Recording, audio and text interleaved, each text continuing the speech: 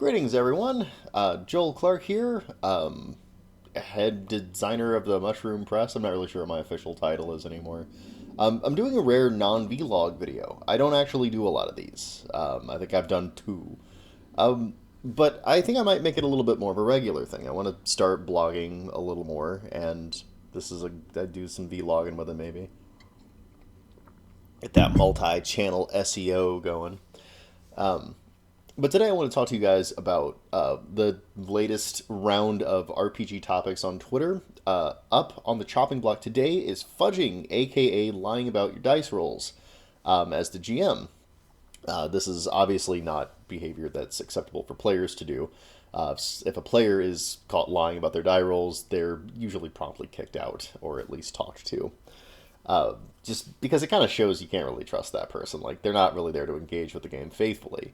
But recently it's come up on Twitter, and people, as they always do, have decided to come down largely on one of two sides of the binary. Either it is always okay to fudge because you are doing things to entertain people, or you are trying to keep the party alive because it's not fun for characters to die, or whatever reason you have for doing it, or it's the worst thing ever, and you're literally the Antichrist if you fudge, because you're ruining the true spirit of the game. I don't really have a lot of respect for extremes of opinion as just a general rule. I actually do come down pretty harshly on fudging. I don't do it anymore, but here's the thing. I did used to all the time. I didn't even think much of it, and I had a fine time gaming while I did. This kind of goes into the philosophy of what we are trying to get out of role-playing games in general. I have run the gamut in my gaming career. I've been gaming for about 20 years now, consistently running games. I almost always have a game running. So I've got a touch of experience in my back pocket there, and I've experimented a lot during that time. I've ran a lot of different types of games in a lot of different styles, using a lot of different methods, and there's a lot of ways to approach role-playing games, and you can have fun with lots of them. Pretty much all of them, honestly, if you do them right. So I think it's important perspective-wise to realize that we're all still in the same hobby here. Whether you are the kind of person that feels like it's okay to occasionally smudge the result of a die roll, or if you're the kind of person who's, like me, pretty strict about it and wants to roll in the open and won't alter the results or the consequences of dice, I think that we can find some middle ground. And I could adopt either style right now. It's not like it'd be hard if I was going to run a more cinematic style of game to occasionally either fudge dice or just roll dice that don't mean anything, to trick the players into thinking that there's something going on behind the screens that's random, when in fact I'm just making decisions. This is an illusionist kind of style, and it's not my preferred style, but it's also not heresy to do that, in my opinion. You can game however you want to game, folks. That being said, I don't do those things, and there's a reason for not doing those things. And I find it to be the more persuasive of the two general arguments that get made about the process of fudging. Generally what I see, and generally the reason I would do fudging back in the day, is because I simply did not want player characters to die. I rarely wrote out story arcs, but I did very commonly have story beats and individual scenes I wanted to have happen.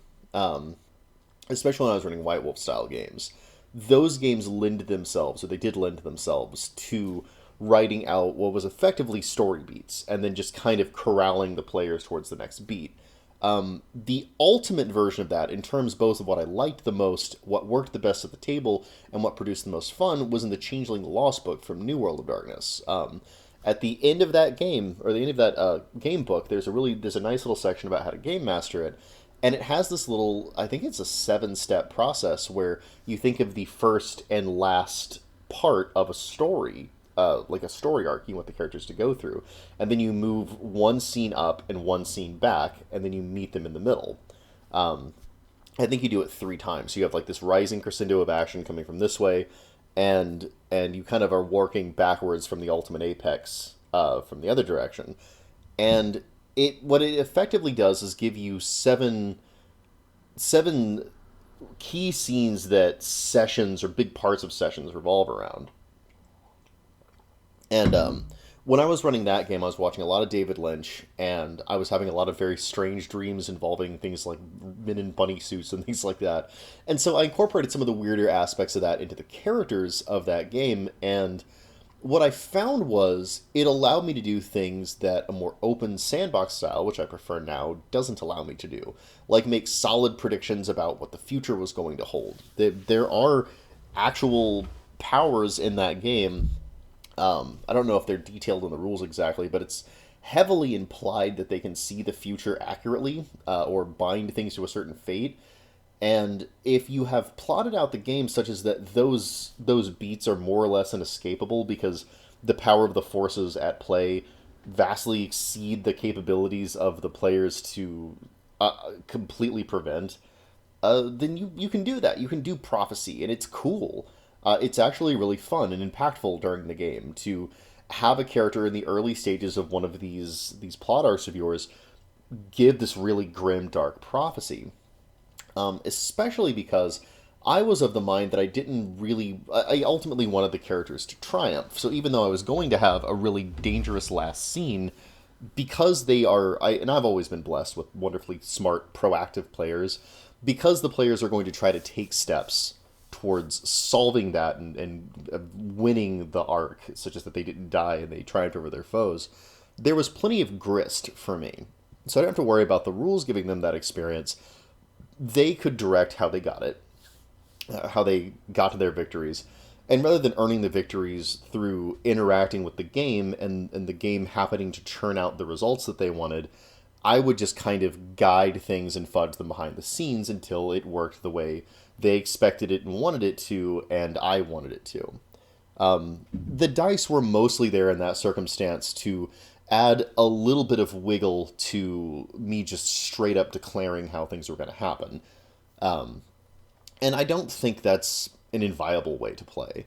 What I found, though, was that I really had to herd them back on the rails if they started going in a direction that I was utterly unanticipating. And it really led to a lot of burnout with me. So it's demanding style, and ultimately I don't think it's as good of a style as the more open-ended, sandboxy, roll in the open kind of style that I've adopted since then. After running a few very fun, successful campaigns of or the New World of Darkness, I had a blue book one. This is the core book, which I really like the core book approach of World of Darkness. By the way, in the new WOD, that was really cool. I ran a changeling, a mage, and a werewolf game. They're all multi-year campaigns. So we had a lot of fun with that system, and we had big arcs, and I used very similar versions of that style through all of them. Aside from the werewolf game, which I really eased up on and ran more like a sandbox, and the mage game where I would just freestyle and throw some random stuff in every session, and that it became kind of a Sliders-esque reality hopping kind of game, effectively, and that was a fun way to do that one. But those games, both of those games, or all four of those games, Jesus, I ran a lot of World of Darkness back in the day. All four of those, I got to the point where I had done what I felt I could do in World of Darkness, and I was looking for something else, so I started a Pathfinder game, because Pathfinder was cool. I'd ran D&D for a long time, and I kind of discovered the OSR through there. And the OSR blew me away, especially Adventure Conquer King, which was like the first real tome of the OSR I ever owned. And it's still my favorite to this day.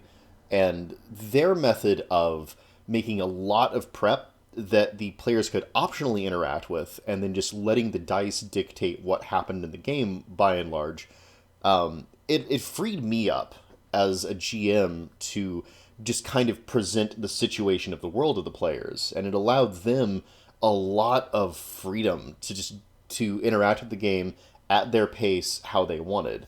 And what I found was a small amount of prep, a couple of dungeons and a few monsters could balloon into a whole like arc's worth of content and play, just because we had to engage with them more carefully because they were deadlier.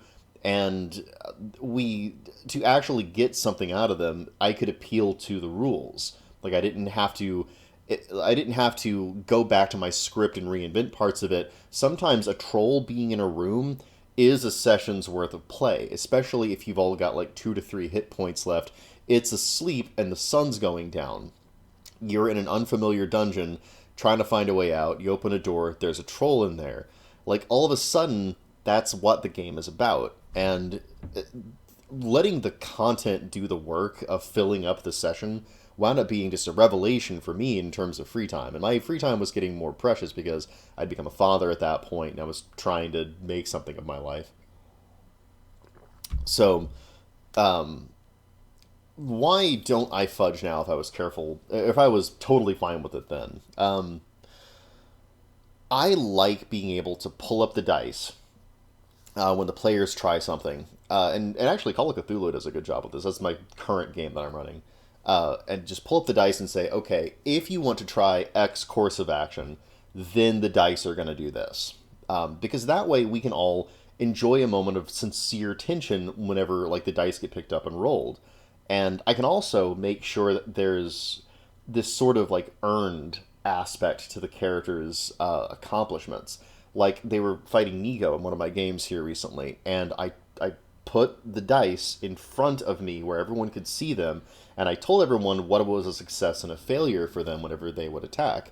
So when I rolled them, there was a real sense of those Migo like appendages, I guess they are, getting close and then barely missing because it's actually what happened with the dice. Like I didn't have to make an illusion of that happening and make it seem thrilling. It was actually thrilling because there was real danger involved for that character. Because I didn't have to worry about like being the guy that set all that up. I didn't have to tee that stuff up. The game did it for me. So it's a really easy source of like genuine interaction with a game. And I find that players are both more cautious and have more of a sense of investment in a game whenever it's clear that I'm running like that. It's like, hey, look, your success isn't guaranteed. Earlier that session, actually, it might have been the previous session, someone had stumbled into a trap, a dynamite trap set by a human protagonist or antagonist, and exploded. Just died. The damage was enough to just make paste out of him. And I was like, well, make a new character. You can use the same sheet and just change it a little bit, make his brother or whatever. And I think everyone was really shocked that I was just so casual about him dying, but the fact is, I described the scenario such as that, I mean, like, they were inside of a mine, and the guy they were chasing was, in the words of one of my players, some kind of wizard. I mean, of course he had traps there. And they just kind of staggered right into it. And I was like, well, let's roll luck and see if you get lucky. And he wasn't lucky, so instead of rolling luck, then after that we rolled damage.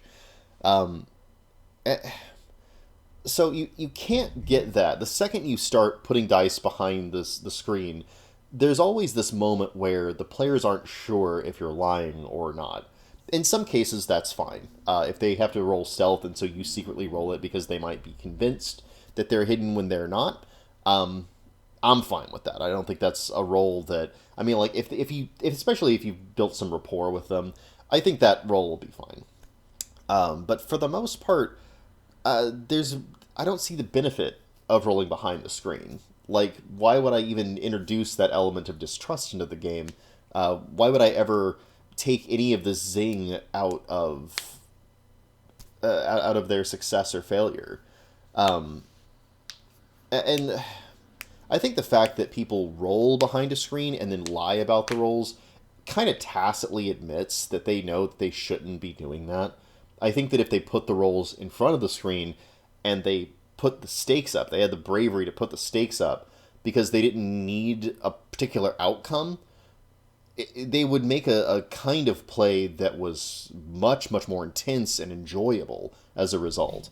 Especially if you've got the attitude that I have as a game master, where it's like, you can make another character, game will go on.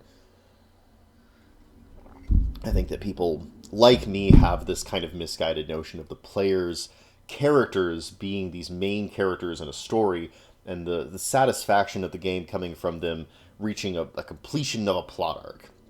And that does exist. Like I just said, I ran several campaigns where that was the case. But I found that I was the author of those things, ultimately. I knew what I wanted the characters to be, and that's what they were going to become. Whereas now, I have no idea what the hell the characters are going to become. And if they happen to find a magical hammer and they decide to name it Friendbender, and they smash bad guys with it, and then they go and get married, okay, that all happened. That's your character now. Players like that more. And whenever NPCs talk about the deeds that they actually accomplished, and they're certain they really did do because of, smart play and good decisions and taking real risks with their characters, like, they feel cool in a way I'm not able to replicate with that original style. So for me, the argument for fudging is, I have to contrast it with my experience post fudge, and I got to tell you, I'm a lot less flabby now that I don't have so much fudge. Anyway, bye.